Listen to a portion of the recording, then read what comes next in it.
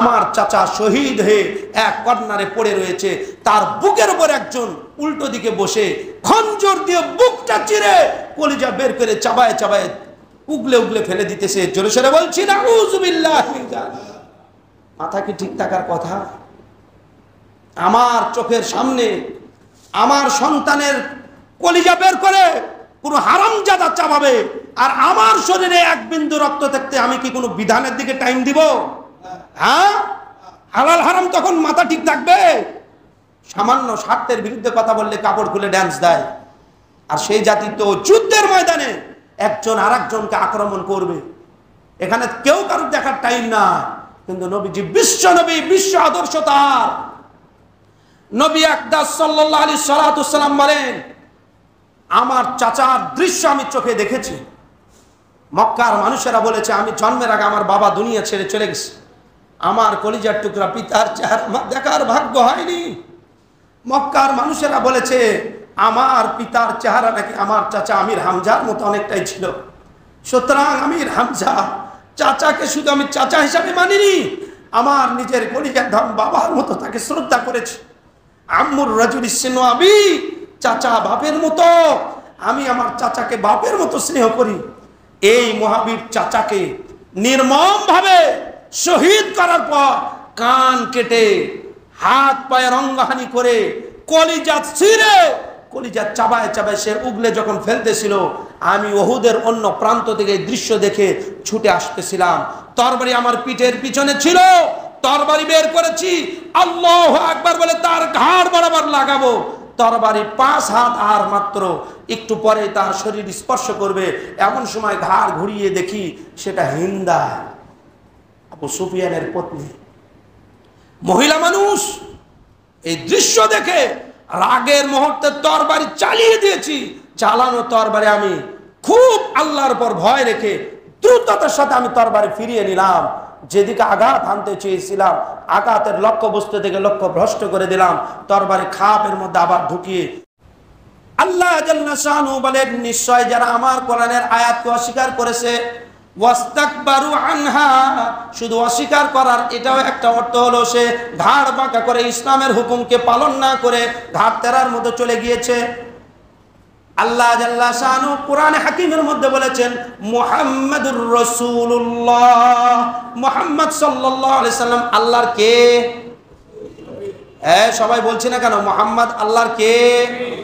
আরো জোরে বলি, কে? মুহাম্মাদুর রাসূলুল্লাহ। এটা কোরআনে পাকের আয়াত।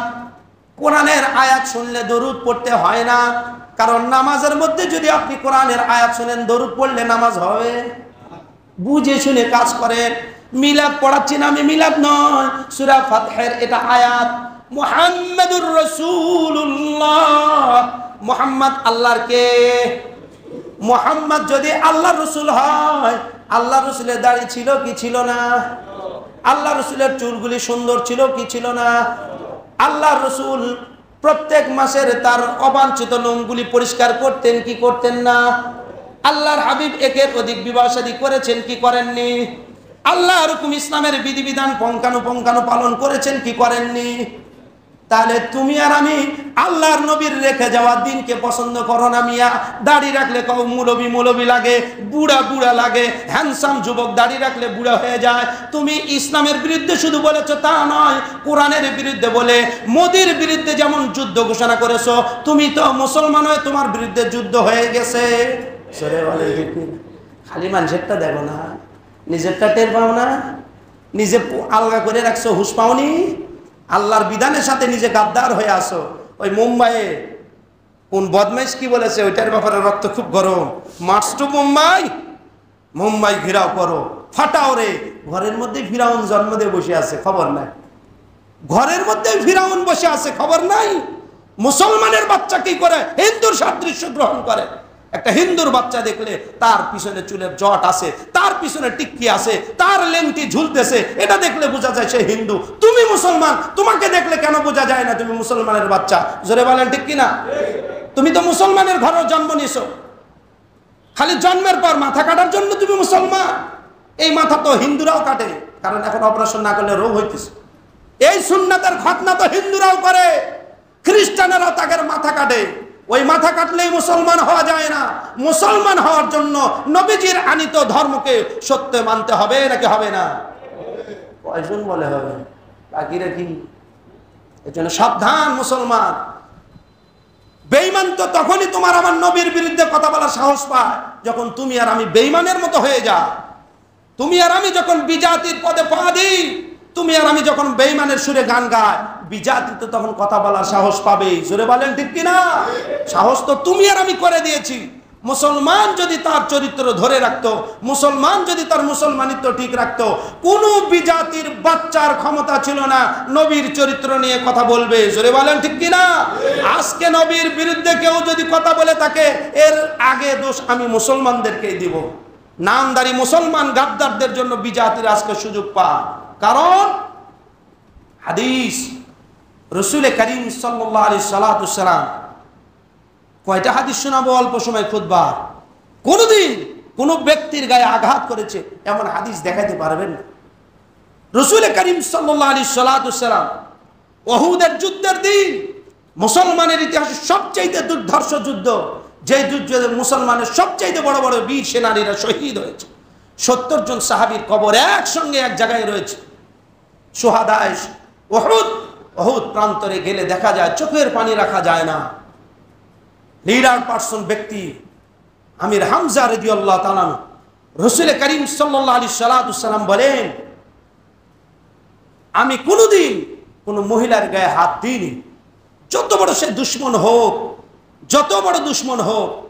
উহুদের যুদ্ধের দিন, যুদ্ধের যখন মুহুর্মুহু আক্রমণ, মুসলমানের ছত্রভঙ্গ, আমার পুরা মাথা হেলমেট, লোহার হেলমেট ঢুকে গিয়েছে, আমি নিজেও যখন রক্তাক্ত, এই সময় চক্ষু মেলে দেখি যখন আমার সজ্ঞা ঠিক আছে, আমার চাচা শহীদ হয়ে এক কর্নারে পড়ে রয়েছে, তার বুকের উপর একজন উল্টো দিকে বসে খঞ্জর দিয়ে বুকটা চিরে কলিজা বের করে চাবায় চাবায় উগলে উগলে ফেলে দিতেছে। জোরে সোরে বলছি নাউযুবিল্লাহ মিন যালিক।